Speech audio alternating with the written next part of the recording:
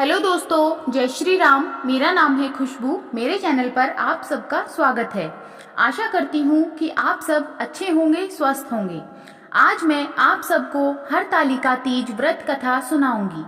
अगर आप मेरे चैनल पर नए हैं तो सबसे पहले चैनल को सब्सक्राइब करें। यह हरतालिका व्रत कथा शिवजी भगवान ने माता पार्वती को सुनाई थी। शिव भगवान ने इस कथा में माँ पार्वती को उनका पिछला जन्म याद दिलाया था। माता पार्वती से शिवजी भगवान कहते हैं, हे गोरा, पिछले जन्म में तुमने मुझे पाने के लिए बहुत छोटी उम्र में ही कठोर तप और घोर तपस्या की थी।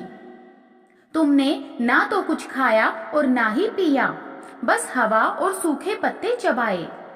जला देने वाली गर्मी हो या कपा देने वाली ठंड, तुम नहीं हटी। बारिश में भी तुमने जल नहीं पिया। तुम्हें इस हालत में देखकर तुम्हारे पिता दुखी थे। उनको दुखी देखकर नारद मुनि आए और कहा कि मैं भगवान विष्णु के भेजने पर यहाँ आया हूँ। वह आपकी कन्या से विवाह करना चाहते हैं। इस बारे में आपकी राय जानना चाहता हूँ। नारद जी की यह बात सुनकर आपके पिता बोले, अगर भगवान विष्णु यह चाहते हैं तो उन्हें कोई आपत्ति नहीं है, परंतु जब तुम्हें इस विवाह के बारे में पता चला तो तुम दुखी हो गई।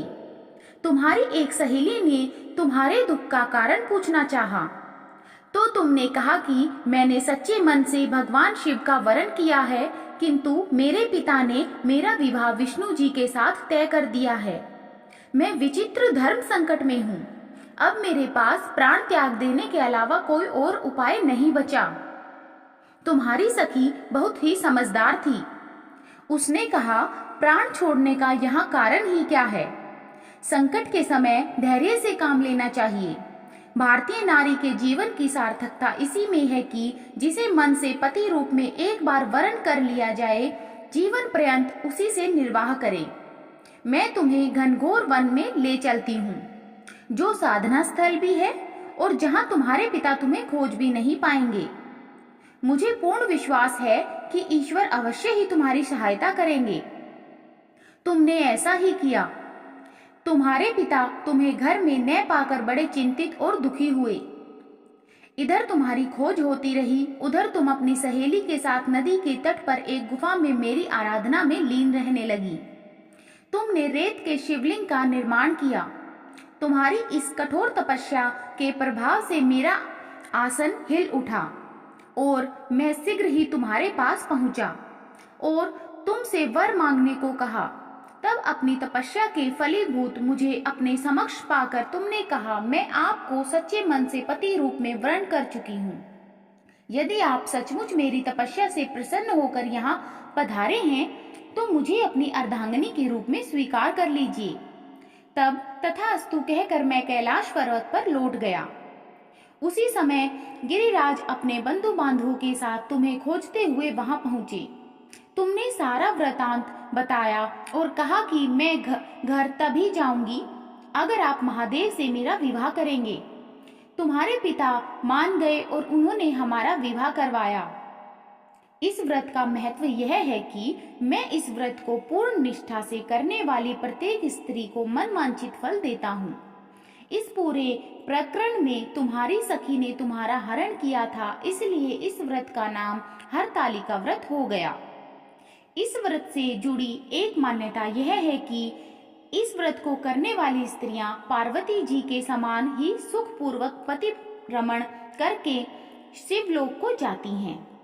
सौभाग्यवती स्त्रियां अपने सुहाग को अखंड बनाए रखने और अविवाहित युवतियां मन मुताबिक वर पाने के लिए हरतालिका तीज का व्रत करती हैं। इस दिन व्रत करने वाली स्त्रियां सूर्योदय से पूर्व ही उठ जाती हैं और नहाकर पूरा श्रृंगार करती हैं। पूजन के लिए केले के पत्तों से मंडप बनाकर गौरी शंकर की प्रतिमा स्थापित की जाती है। इसके साथ पार्वती जी को सुहाग का सारा सामान चढ़ाया जाता है। रात में भजन कीर्तन करते हुए जागरण कर 3 बार आरती की जाती है और शिव पार्वती विवाह की कथा सुनी जाती है। इस व्रत के व्रती को शयन का निषेध है। इसके लिए उसे रात्रि में भजन कीर्तन के साथ रात्रि जागरण करना पड़ता है। प्रातःकाल स्नान करने के पश्चात श्रद्धा एवं भक्ति पूर्वक किसी सुपात्र सुहागिन महिला को श्रृंगार सामग्री, वस्त्र, खाद्य सामग्री, फल, मिष्ठान एवं यथाशक्ति आभूषण का दान करना चाहिए। रेत के शिवलिंग बनाए हैं तो उनका जलाशय में विसर्जन किया जाता है और खीरा खाकर व्रत को संपन्न किया जाता है। अगर कथा अच्छी लगी तो चैनल को सब्सक्राइब करें, वीडियो को लाइक जरूर करें, शेयर करें, कमेंट करें। धन्यवाद। हेलो दोस्तों, जय श्री राम।